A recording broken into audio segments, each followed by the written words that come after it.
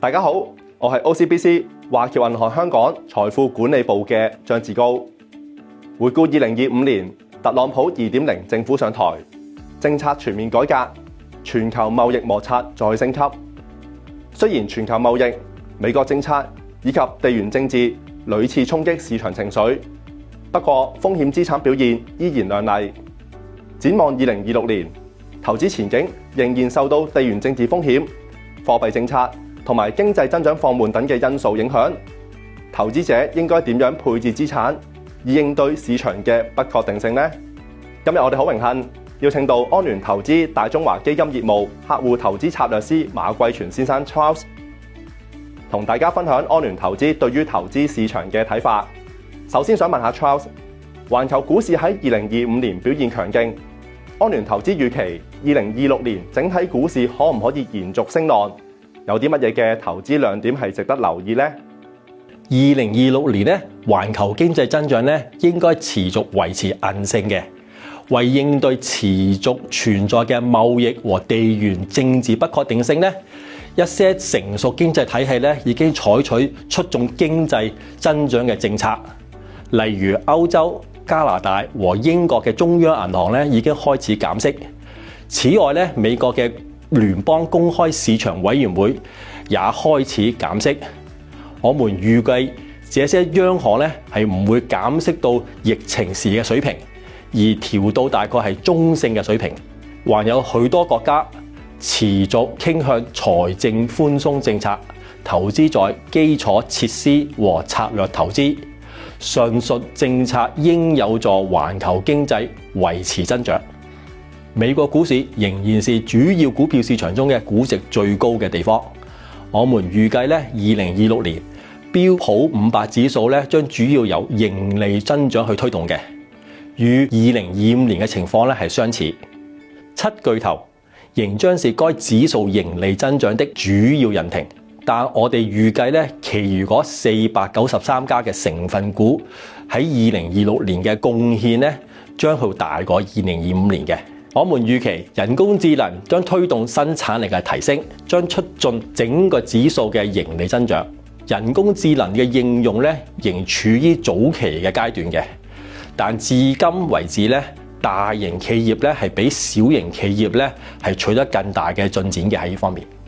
中國股市前景咧係會受到多種因素嘅複雜影響。一方面，由於中美貿易關係前景不明朗，以及科技和房地產領域監管嘅不確定性，加上人口老化帶來嘅壓力，我們看到外資外流。但係咧，中國政府正透過針對性嘅刺激措施來應對這些挑戰，包括減息、政府支持購買 ETF 以及流動性支持措施。我們希望這些措施咧係能夠提振消費者嘅信心，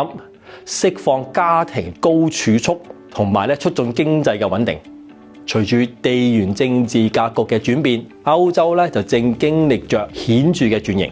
試圖重塑自身地位。歐洲股市將再次確立其在全球格局中嘅關鍵地位。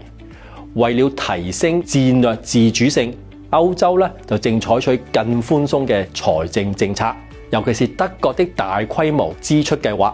不僅刺激了國防和軍事裝備，也重振了歐洲大陸嘅工業基礎設施和創新能力。除了財政政策嘅推動，貨幣政策也持續保持支持性。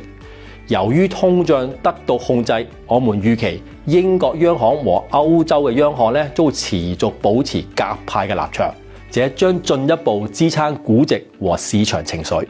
市場仍然預期美國聯儲局嘅減息行動會喺2026年延續。除咗股票之外，債券資產係咪值得投資者留意呢？經濟增長仍然受壓，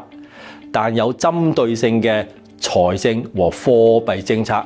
以及對科技產業嘅投資提供了支持。成熟市場經濟體系預計將接近其趨勢嘅增長速度，其政策利率預計將進一步下調。美聯儲預計將利率降低到3% 或以下。歐洲央行亦都會將利率降低到2% 或以下。儘管通脹勢頭有所放緩，但鑑於實際利率為正數，一些新興市場嘅央行仍有進一步寬鬆嘅空間，包括巴西、墨西哥、印度和南非在內嘅好多個國家咧，已做好進一步減息嘅準備。2026年投資市場上面有啲乜嘢嘅挑戰係投資者要留意？有啲乜嘢嘅應對策略呢？2026年嘅前景咧，其實咧同2025年咧就非常相似嘅。政策咧就不明朗啦，好多資產類別嘅估值咧都係偏高嘅。但係咧，如果你喺2025年咧將你啲資金咧放喺銀行裏邊咧，你就會錯過咗環球股票20%嘅回報，又或者環球債券有8%嘅回報。因此咧，投資者面對首要嘅挑戰咧，就在前景不明朗嘅情況下咧，繼續投資。鑑於前景不明朗同埋估值偏高，投資者應考慮將投資分散到更廣泛嘅地區同埋更多資產類別。我相信喺2025年頭，應該唔會有好多人預計中國股票市場同埋歐洲股票市場都會錄到20% 嘅回報嘅。多謝 Charles 嘅分享。總括嚟講，安聯投資預期成熟市場國家嘅財政政策繼續傾向於寬鬆立場，應對持續存在嘅貿易同埋地緣政治嘅不確定性。並且預期英國央行同埋歐洲央行將會繼續保持鴿派立場，將進一步支撐估值同埋市場情緒。今次嘅分享嚟到呢一度啦，大家敬請留意片尾部分 OCBC 華僑銀行香港同埋安聯投資嘅免責聲明。如果對有關免責聲明嘅內容有任何問題，可分別同我哋或者係安聯投資聯絡。多謝大家收睇，